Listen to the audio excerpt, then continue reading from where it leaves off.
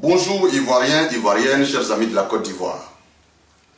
Depuis le 8 octobre 2009, date de notre première intervention vidéo en tant que représentant de la société civile ivoirienne, nous estimons humblement que nous avons participé de manière constante à l'éveil des consciences de nos concitoyens.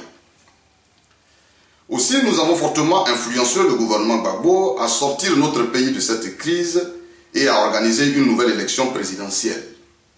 Ceci par la force des messages que véhiculent nos vidéos. Le 31 octobre, les Ivoiriens iront choisir le futur président de la République.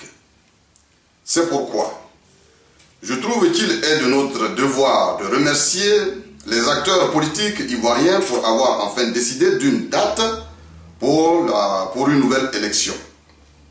Cette élection qui va doter notre pays d'un chef de l'État élu et légitime. Nous voulons aussi remercier la communauté internationale qui a participé de manière active et qui continue d'œuvrer pour sortir la Côte d'Ivoire de cette crise. Notez que nous espérons de tous nos voeux que ce scrutin se tiendra à la date indiquée, car cet acte va permettre à notre pays d'enfin tourner cette page triste et sombre de son histoire pour renouer avec l'espoir, le travail et le développement. Nous considérons que les politiques ont à ce jour accompli 85% de leurs tâches. La réussite de cette élection est donc désormais entre les mains de deux institutions ivoiriennes qui ont la charge de son organisation, de la validation des résultats et de la sécurisation de l'élection. Je cite, la Commission électorale indépendante, CEI, le Conseil constitutionnel et les forces de défense et de sécurité, FDS.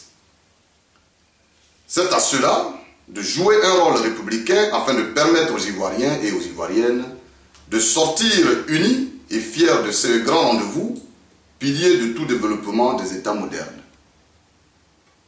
Premièrement, quelle responsabilité pour la CEI vis-à-vis des électeurs?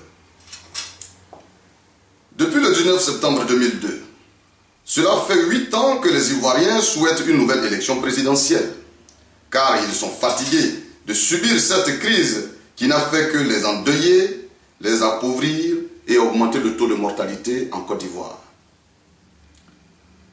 Pour que cette élection soit crédible, nous avons tous réclamé la création d'une commission électorale indépendante, CEI, et celle-ci a été créée.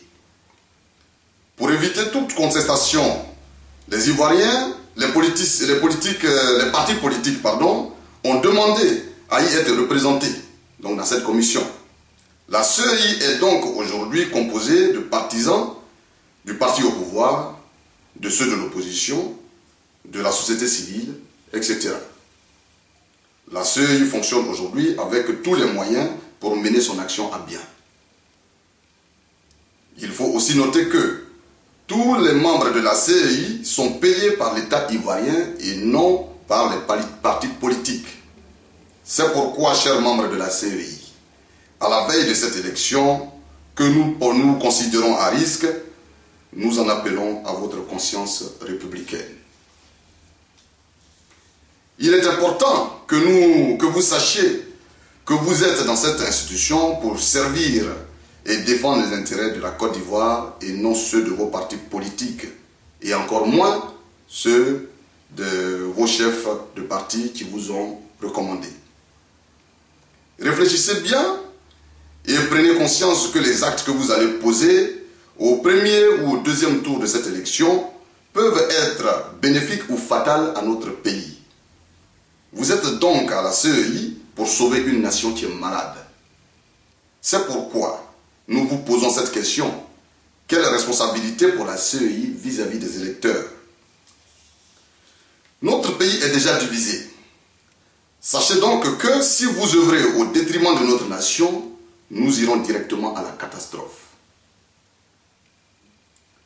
Votre échec sera celui de tous les Ivoiriens et tout ce travail abattu pour le retour de la paix n'aura servi à rien. Sauvez donc votre patrie par un comportement patriotique et républicain, le respect de la légalité et de la transparence. Nous ne tolérerons aucune erreur de votre part, car le vrai tournant décisif, c'est le 31 octobre, et tout dépendra de la rigueur que vous allez y mettre. Nous sommes en l'an 2010 et nous ne voulons plus que notre pays fasse partie des pays à élections à risque et à élections truquées. Nous vous invitons, très chers amis, chers frères et sœurs de la CEI, à prendre conscience sur les États voisins que je cite: le Bénin, le Ghana, le Sénégal, le Mali, le Libéria qui a su sortir son pays de 10 ans de crise pour organiser des élections, la Gambie, etc. Les citoyens de ces pays n'ont eu besoin de grandes choses pour offrir l'alternance politique à leur peuple.